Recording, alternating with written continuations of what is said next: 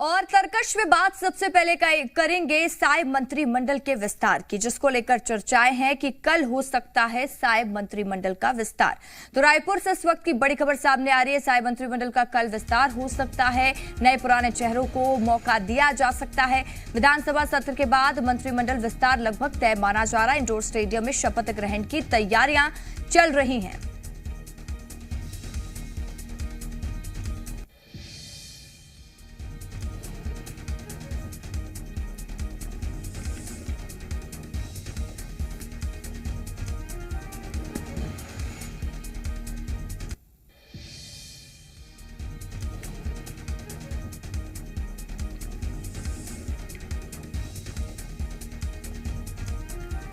छत्तीसगढ़ के नए मुख्यमंत्री के ऐलान के बाद अब सबको इंतजार है मंत्रिमंडल गठन का, जिसको लेकर सीएम विष्णुदेव साय से लेकर दोनों डिप्टी सीएम अरुण साव और विजय शर्मा की दिल्ली दौड़ जारी है। मंत्रिमंडल विस्तार को लेकर केंद्रीय नेतृत्व से फाइनल मोहर के लिए रस्साकसी जारी है। रिपोर्ट देखिए।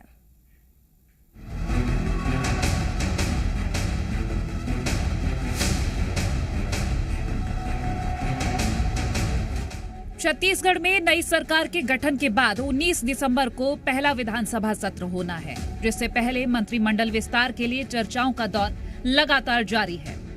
प्रदेश के सीएम विष्णुदेव साय से लेकर डिप्टी सीएम अरुण साव और विजय शर्मा दिल्ली में बीजेपी के केंद्रीय नेतृत्व से लगातार मुलाकात कर रहे हैं।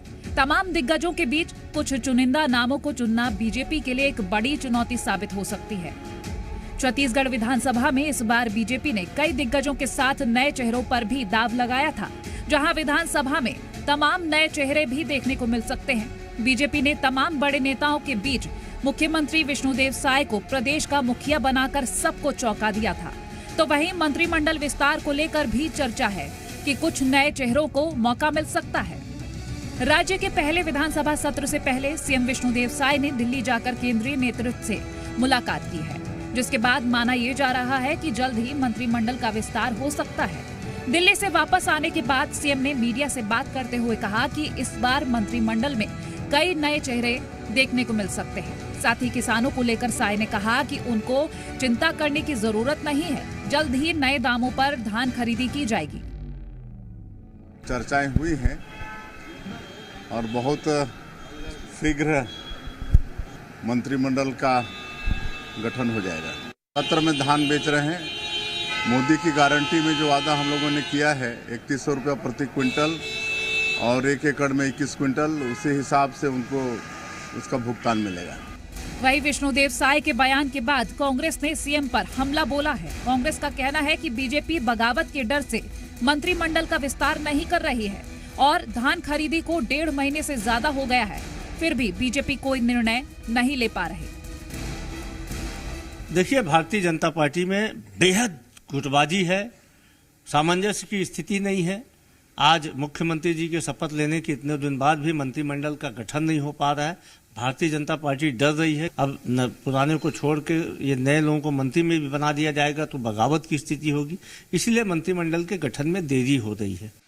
छत्तीसगढ़ में मंत्रिमंडल विस्तार को लेकर कई नामों पर चर्चा जारी है, लेकिन इसी बीच प्रदेश में सियासी संग्राम भी जोरों पर है। तो किसानों को लेकर भी कांग्रेस बीजेपी आमने सामने है। अब देखना ये होगा कि नई सरकार कब तक मंत्रिमंडल का विस्तार करती है और घोषणा पत्र में किए गए अपने वादों को कब तक पूरा करती है। ब्यूरो रिपोर्ट, जी मीडिया।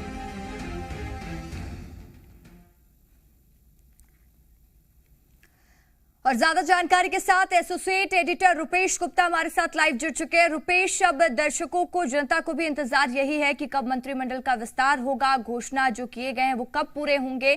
लेकिन अब सवाल ये भी है कि भारतीय जनता पार्टी कौन सा मास्टर स्ट्रोक प्लान खेलेगी मंत्रिमंडल विस्तार में, किसको जगह मिलेगी, किसको नहीं।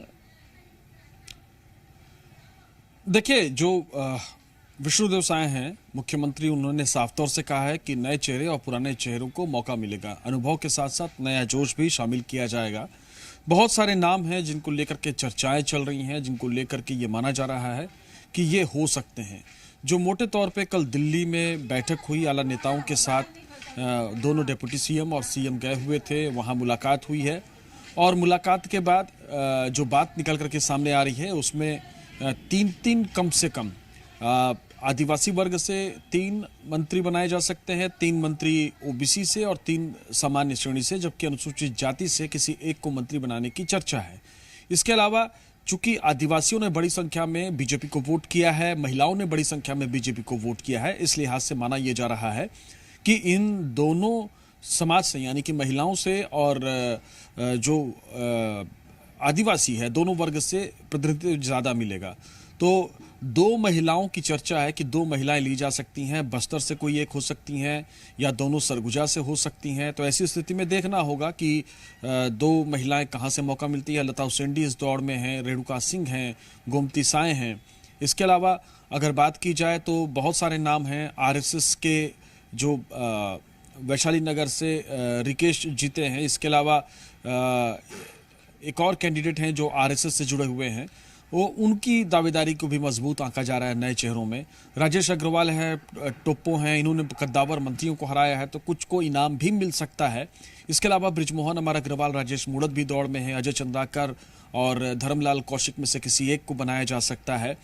और अगर आदिवासियों से बात की जाए तो रामविचार नेताम हैं।